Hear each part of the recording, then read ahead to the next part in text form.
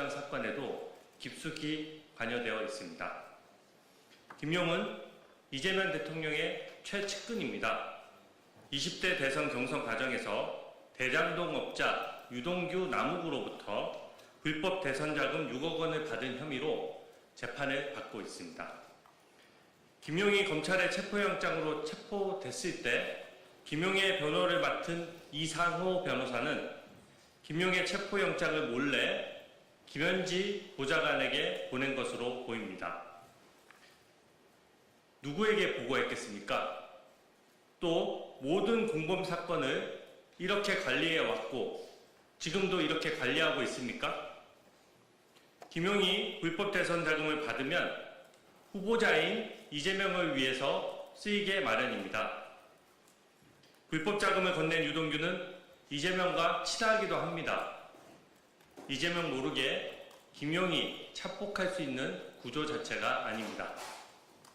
올해 7월 7일 조은석 특검은 윤석열 전 대통령의 변호인이 구속영장을 유출했다며 대대적으로 언론에 밝히고 변호사를 피의자로 수사했습니다. 같은 잣대가 적용되어야 합니다. 김용 부원장의 체포영장을 유출하고 이를 받은 김현지 대통령 부속실장과 또 이상호 변호사도 엄중히 수사해야 합니다.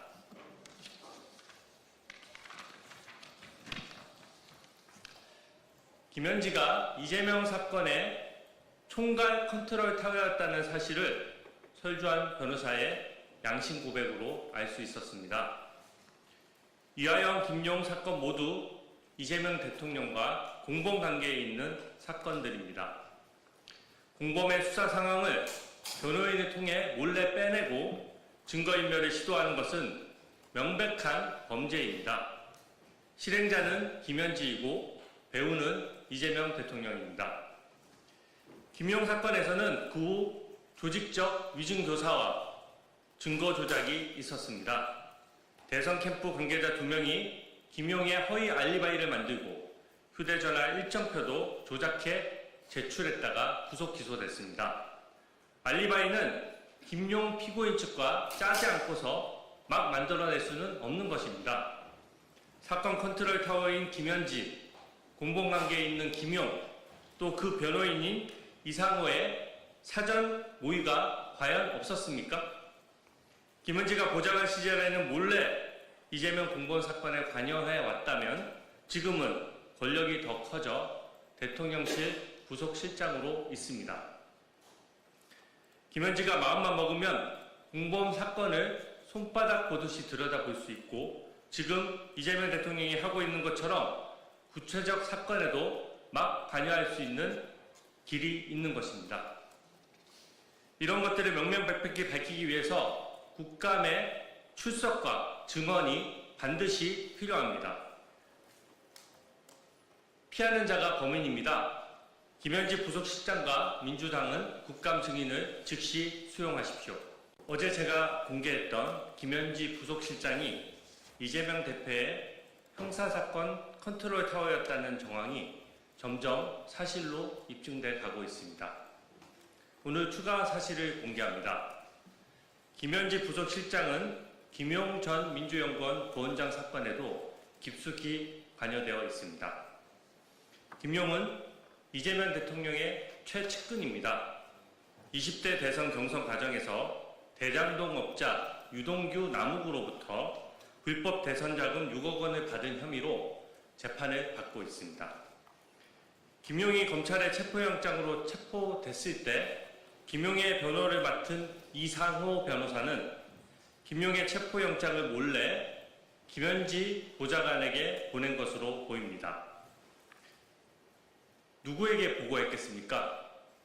또 모든 공범 사건을 이렇게 관리해 왔고 지금도 이렇게 관리하고 있습니까?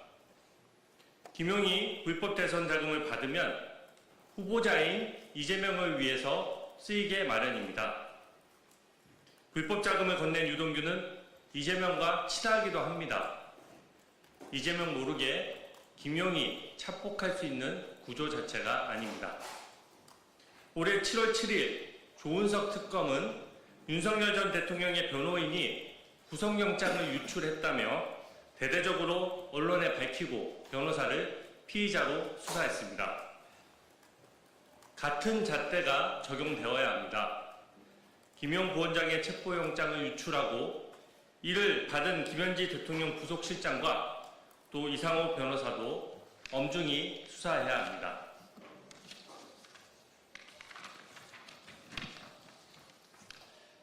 김현지가 이재명 사건의 총괄 컨트롤 타워였다는 사실을 설주한 변호사의 양심 고백으로 알 수 있었습니다. 이화영, 김용 사건 모두 이재명 대통령과 공범 관계에 있는 사건들입니다. 공범의 수사 상황을 변호인을 통해 몰래 빼내고 증거인멸을 시도하는 것은 명백한 범죄입니다. 실행자는 김현지이고 배우는 이재명 대통령입니다. 김용 사건에서는 그 후 조직적 위증교사와 증거 조작이 있었습니다. 대선 캠프 관계자 2명이 김용의 허위 알리바이를 만들고 휴대전화 1점표도 조작해 제출했다가 구속 기소됐습니다. 알리바이는 김용 피고인 측과 짜지 않고서 막 만들어낼 수는 없는 것입니다. 사건 컨트롤 타워인 김현지, 공범관계에 있는 김용, 또 그 변호인인 이상호의 사전 모의가 과연 없었습니까?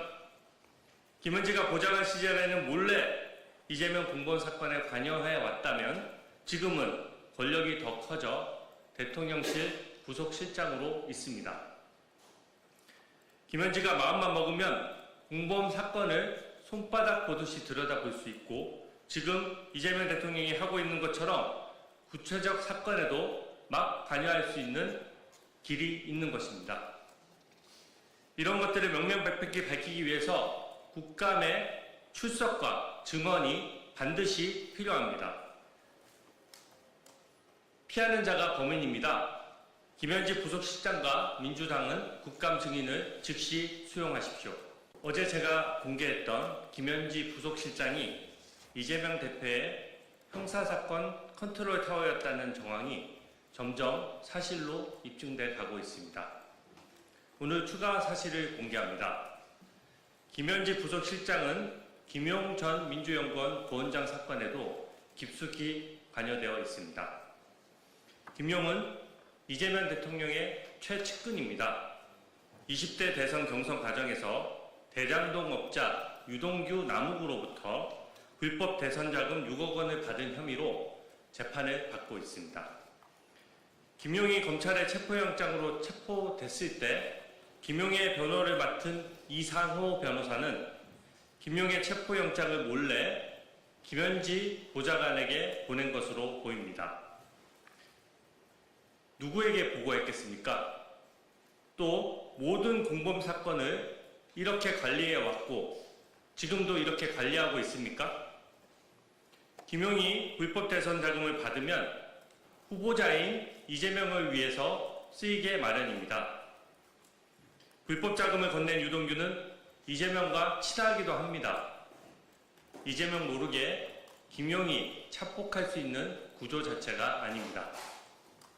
올해 7월 7일 조은석 특검은 윤석열 전 대통령의 변호인이 구속영장을 유출했다며 대대적으로 언론에 밝히고 변호사를 피의자로 수사했습니다.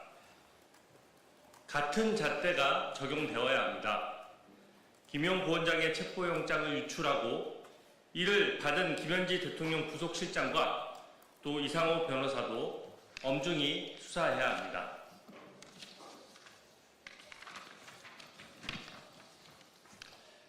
김현지가 이재명 사건의 총괄 컨트롤 타워였다는 사실을 설주한 변호사의 양심 고백으로 알 수 있었습니다.